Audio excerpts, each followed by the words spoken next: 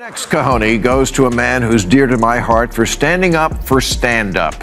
When dozens of Netflix employees walked out over Dave Chappelle's reckless decision to perform comedy on his comedy special, CEO Ted Sarandos could have pulled the special. Instead, he reminded his Netflix employees that comedy exists to push boundaries and told them if you'd find it hard to support our content breadth, Netflix may not be the best place for you.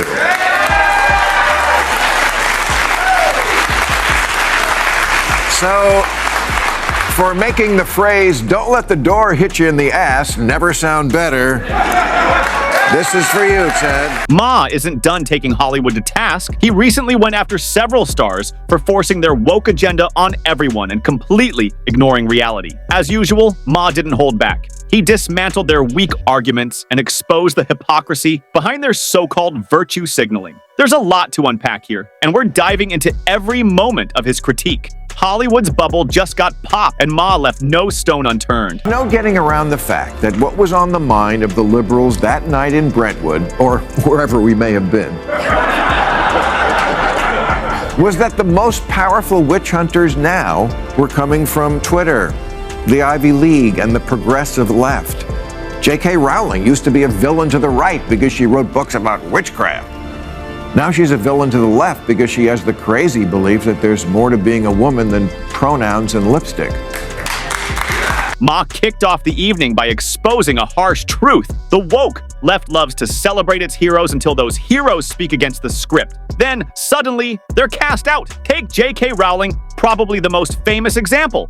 But she's far from alone. Elon Musk was once Silicon Valley's golden boy. Joe Rogan was hailed as the edgy voice of progressives. Even Ma himself was once celebrated as a liberal firebrand. Pattern is clear. The moment someone voices an unpopular opinion, the woke mob turns vicious.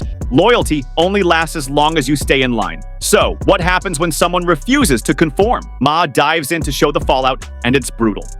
So that was the point of the evening. How do we take a stand against cancel culture? And I suggested, since we were mostly all in show business, that we start an award show to honor the brave people who have fought back.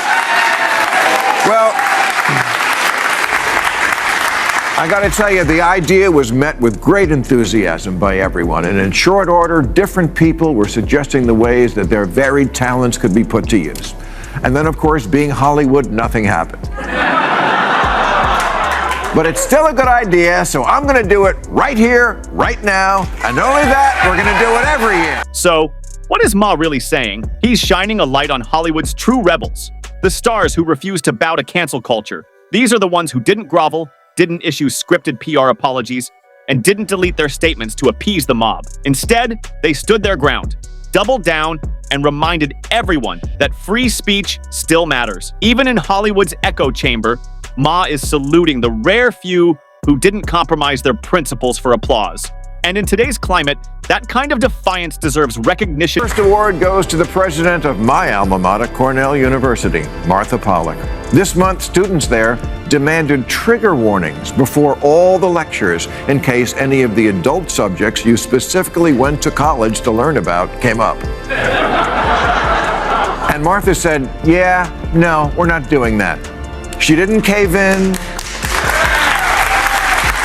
or hire a new dean of sensitivity. She just said, "No, college is for introducing you to new ideas, not for kissing your and making you feel wonderful and always right." If every university had the backbone of Martha Pollack, we'd be shaping a generation of bold leaders grounded in common sense, not ideological fluff. For too long, higher education, especially before Trump became a breeding ground for impractical ideas that weakened society's moral foundation, campuses turned into echo chambers where dissent was silenced, conformity celebrated, and intellectual curiosity replaced by political correctness. Yet voices like Martha Pollack refused to bow. She stood firm against the rising tide of wokeism, protecting the integrity of education. That kind of courage is rare, and exactly why Ma is giving her the recognition she deserves. A brunch with your parents. I'm just amazed at how this generation can simultaneously be too sensitive for anything distasteful and somehow also so into eating.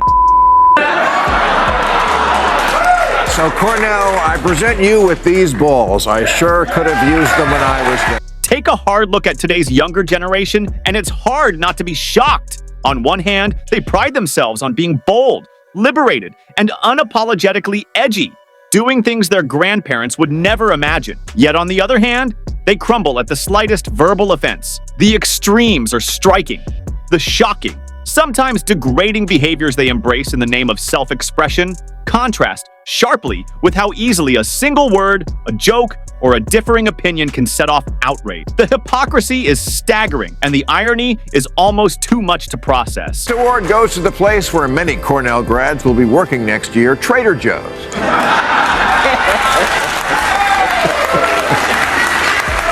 Trader Joe's, who for years have been selling a line of ethnically themed products, trading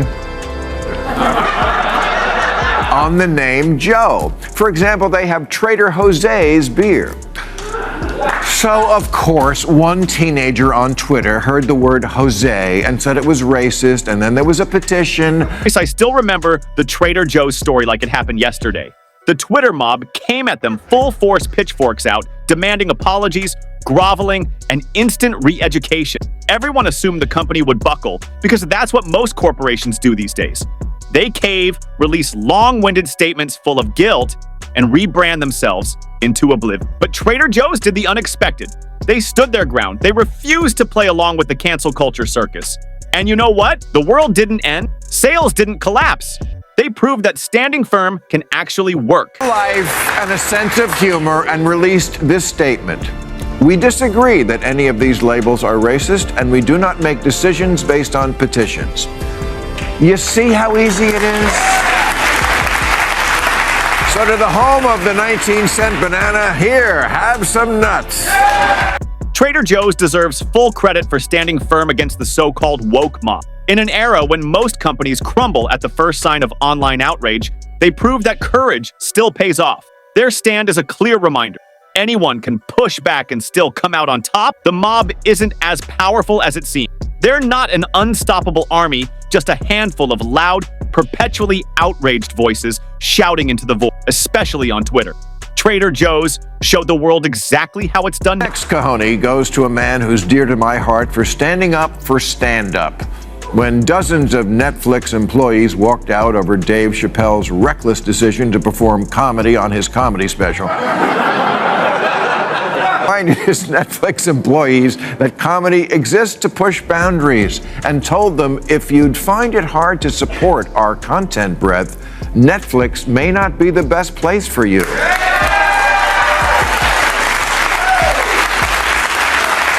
So, for making the phrase, "Don't let the door hit you in the ass," never sound better, this is for you, Ted. Even comedians whose job is to push boundaries and make us laugh at life's absurdities aren't safe from cancel culture.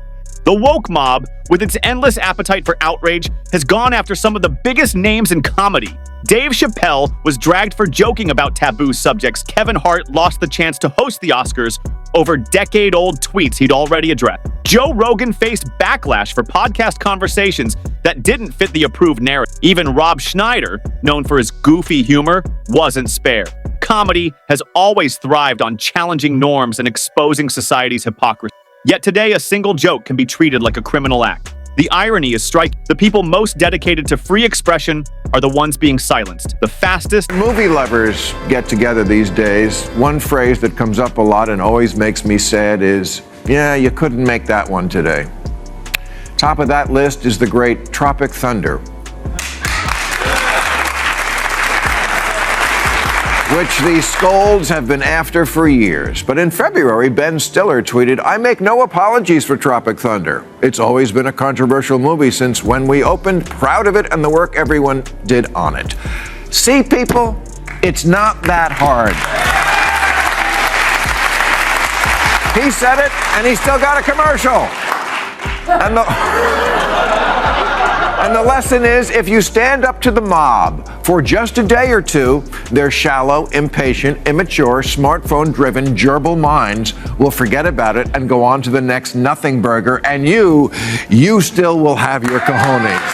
Ma didn't hold back when he told Hollywood celebrities that standing up to the woke mob isn't a career death sentence. Too many stars live in constant fear of online backlash, worried that a trending hashtag could destroy everything they've built. But Ma was clear. At worst, you'll face a few days of brainless Twitter rants. Then the mob moves on. Careers aren't ended by angry threads.